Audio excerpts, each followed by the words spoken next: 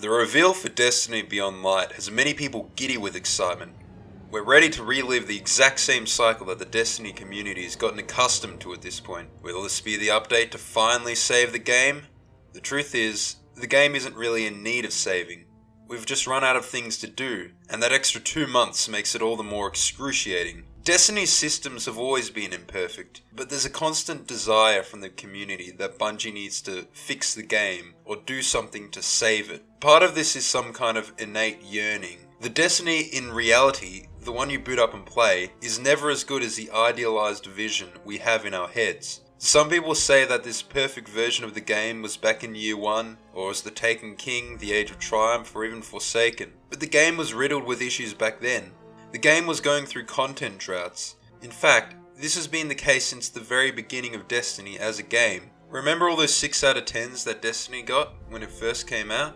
There was an absurd amount of hype around the next video game by the legendary studio Bungie. There was a series of leaks in 2014 detailing the massive reboot that the original Destiny went through and revealed what was occurring within an embattled Bungie behind the scenes. One leak was from a now long since deleted Reddit post from a supposed beta tester. Destiny had been in conceptual development since as early as 2008. The first public indication of the game's existence is in Halo 3 ODST from 2009. The leak revealed a completely different vision for the story. An epic esoteric adventure through many locations and characters we know for other reasons. Many people feel as if we were robbed of this visionary game.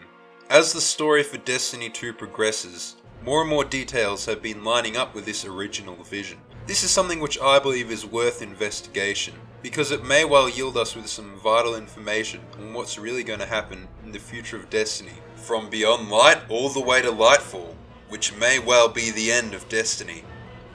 One plot element that many people have pointed out shows an uncanny resemblance to previous Destiny material shown is the resurrection of Uldren Sov. Obviously we had the teaser cinematic showing Uldren's revival as a ghost. There was a lore tab in Amnestia S2 that was released with the Dawning that shed some more light on the story.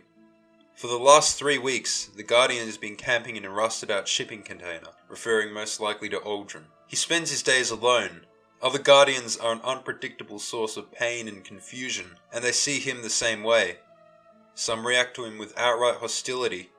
Others are overcome by some personal and unexplainable grief. He doesn't know why.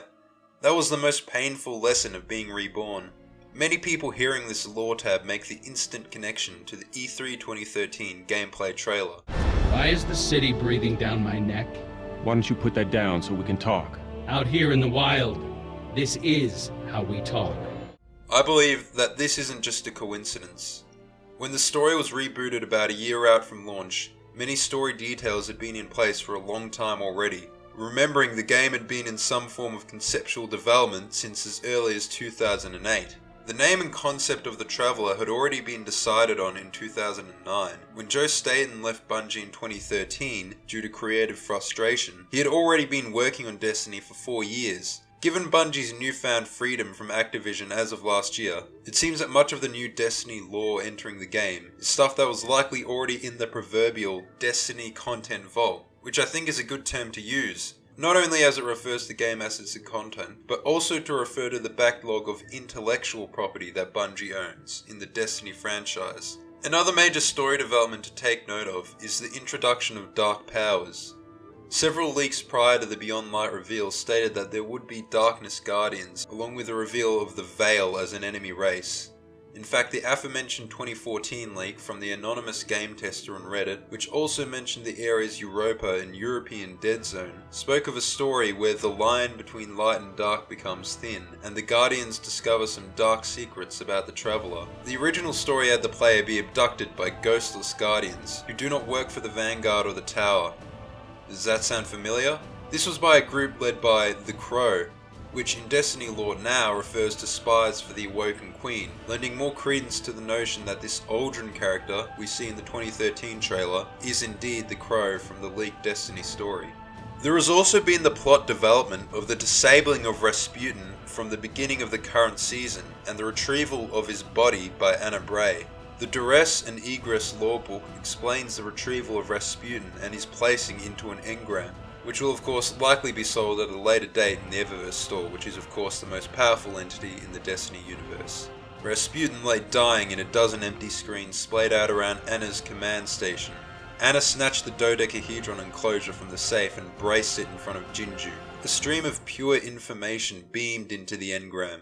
I just love the scientific terms they use in Destiny. Stream of pure information. "Did you?" said Anna. "As much as I could," said her ghost Jinju. This lore tab clearly indicates that Rasputin has survived and is stored inside the engram. It indicates that Rasputin can survive outside the central processing system. People have speculated that this possibly means his revival inside a robotic frame or an exobody. Does anybody remember this piece of concept art from Destiny 1? The Destiny 1 Reddit leaker spoke of a story where Rasputin was held captive by the Hive on the Dreadnought. Rasputin had a physical body, and it was assumed that this exo is Rasputin. Remember that the lead writer at Bungie, Joe Staten, had been working for at least 4 years on Destiny before he quit. Somehow, he was at the head of this massive project, and yet he still felt like he wasn't being creatively satisfied. It's become especially apparent that he left because his writing was being undermined by Activision. It had been criticized by playtesters as too esoteric. The infamous Jason Schreier article on the messy development of Destiny sheds light on how the game's story was essentially rebooted about a year before launch. I feel I need to cover what the original story actually entailed. The game test leaker who played in 2013 describes some plot elements. The plot centers around the Crow, which is the Prince Aldrin character. The player would begin to learn more about the speaker and how not all is right.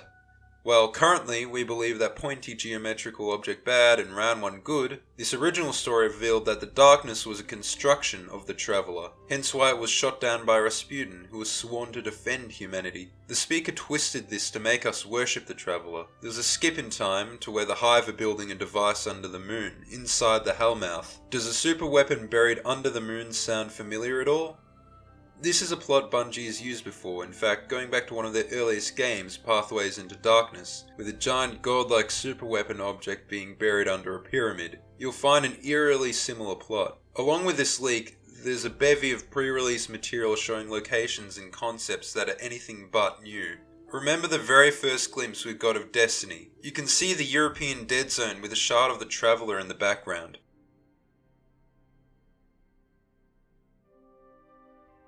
In E3 2013 you can see the Dreadnought, which is where we were supposed to rescue Rasputin from. The concept art for the Seven Seraphs, very similar to the Rasputin bunkers in the previous season. The Seven Seraphs were likely a cut faction from Destiny 1, and likely had something to do with the Seraphim Vault, which is an area that was locked off at Destiny 1 launch and later reused in the DLC. There was also concept art for the Taken, well before the Taken King, and a character which is most likely Osiris on Mercury in the 2013 reveal.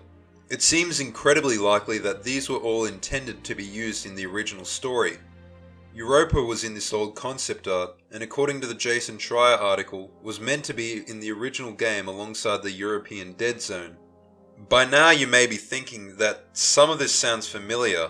Destiny 2 is undergoing a hard reset with sunsetting and content vaulting with Beyond Light. People have said it's like a Destiny 3, but going over those leaks and Destiny concepts, it looks like Destiny 2 is turning into the original vision of Destiny 1. With the European Dead Zone, Europa, the Moon, and the Cosmodrome being in the game, as well as the revival of Rasputin, Aldrin coming back as a Guardian, and Darkness Guardians, the biggest piece of evidence in this theory is already in Destiny. It's the replacement of the new player introduction in Destiny 2 with the original introduction from Destiny 1 inside the Cosmodrome. Destiny is starting to look more and more like the original scrap Destiny that we never got. But why is this happening? It should be obvious why. It wasn't the Shadowkeep expansion, but the new Light experience that showed us what Bungie's plans for new Destiny were. It was the split from Activision that has given them this new direction. After Bungie were freed from the grasp of Activision, they immediately set on a path of returning to the original vision for the game. This could be good, but one downside is that it also seems like they're reusing old content. People noted with Destiny 2 that up until Shadowkeep, the content cycle was almost identical to Destiny 1. 2 poor mini DLCs followed by the big one a year later to save the game, followed by a slightly smaller one that doesn't have as much content as the other. It's becoming increasingly clear that this was the content model devised by Activision, or at least close to it. It's very clearly the one that Activision was pushing for. I believe there was never meant to be a Destiny 2. It wasn't until Activision got their way that they pursued an annual release schedule.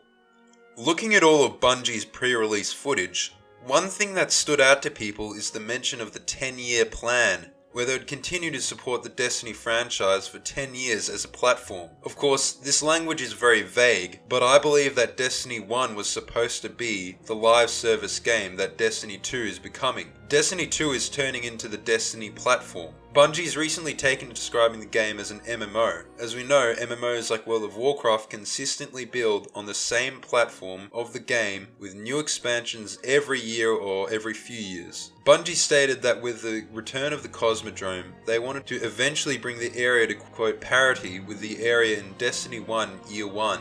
I think parity is an interesting word to use here. Parity describes things as equal or level. With the return of the original Strike's new player experience, it will bring a return to consistency with the original 10-year vision. It's returning to the exact same original vision of Destiny that they had. Parity. So what plot points are going to come up next, and what areas will we visit? In Beyond Light, we're obviously going to Europa, as was hinted in the concept art and leaks all those years ago. I'm heading into speculation territory now, so bear with me.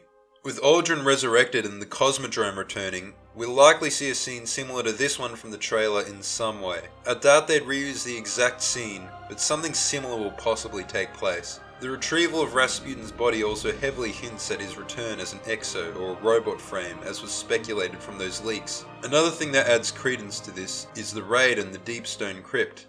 The Deepstone Crypt in Destiny lore is the birthplace of the exos. We may well be going to find a body for Rasputin. For the Witch Queen, well, I don't think the story is done yet and is still subject to change. I think they have got a structure in place. It's probably the most obvious story. We face Savathun in a Hive-themed expansion, possibly going back to the Dreadnought, and we kill her in the raid. Or we face Shiva or Wrath, or something along those lines. I think this expansion is going to be mainly about tying up loose ends in the lore with the Hive. I believe that Old Chicago is definitely going to come back at some point. For it to be featured so much beside other completed content in the pre-release material makes me think that the likelihood of it entering into the game is very high eventually. As for Lightfall, well, I think it may be the end of Destiny. Either that or the second last or third last expansion. Remember the 10-year plan? That was from back when the game was slated to release in 2013, before being completely chopped up and rewritten. That means Lightfall is going to mark around 9 years as a franchise. Now, obviously as time passes, things become subject to change. Destiny up until now has not exactly resembled the original plan, but the story structure is in place already, and as I mentioned before, they are returning to that original structure. It was in planning for 4 years by Joe Staten and even longer among some other Bungie people like Jason Jones. As I said before, the story is becoming closer and closer to the original structure. I think Bungie themselves do not truly know yet whether they're going to stop at Lightfall. It depends on financial factors as well. They're not going to piss off stakeholders by ending a story just because. But then again, did they not leave Halo behind at the zenith of its popularity? Bungie as a company does not have publicly traded stocks and has had the same man at the top, Jason Jones, for the entire run. I think Bungie's open to new creative opportunities, especially with the trademark for the Matter IP. If Lightfall isn't the very end of Destiny, then I think it's at least nearing the tail end of it. Regarding what will happen, well, they have got to reveal a new enemy race. Possibly the Veil, as described in those more recent leaks. It's obvious that the Darkness is not going to be a cut and dry bad guy. I think they may follow the original story and have the player discover some dark truth about the Traveler. We may well turn against the Traveler, or be given the choice to do so. Remember, how is the Vex worshipping the darkness in the Black Garden any different from mankind worshipping the Traveler? It's simply getting down and worshipping things we do not fully understand. We may well discover that the darkness and the Traveler are in fact one and the same. Anyway, thank you for watching. This has been a massive effort searching through all these old leaks. A lot of the content I was looking for has since been deleted, so it's been a bit of a pain trying to dredge them back up. If you've stayed around this long, thank you so much for the dedication. If you have any theories of your own, please leave them in the comments. I'd love to start a discussion about this. Please send this video to anybody you know who may be interested in it. I'd like to thank you again for making it to the end, and I ask you to subscribe. I put a lot of work in these videos, so if you're interested, please subscribe and hit the notification bell to make sure that YouTube actually notifies you when I upload. Thank you for watching, and goodbye.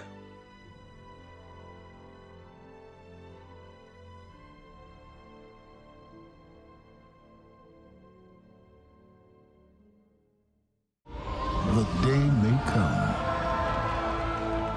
when we will be tested, when all we hold dear is threatened. And then I will personally go to each and every one of your homes and shit in places that will leave you confused for the rest of your lives.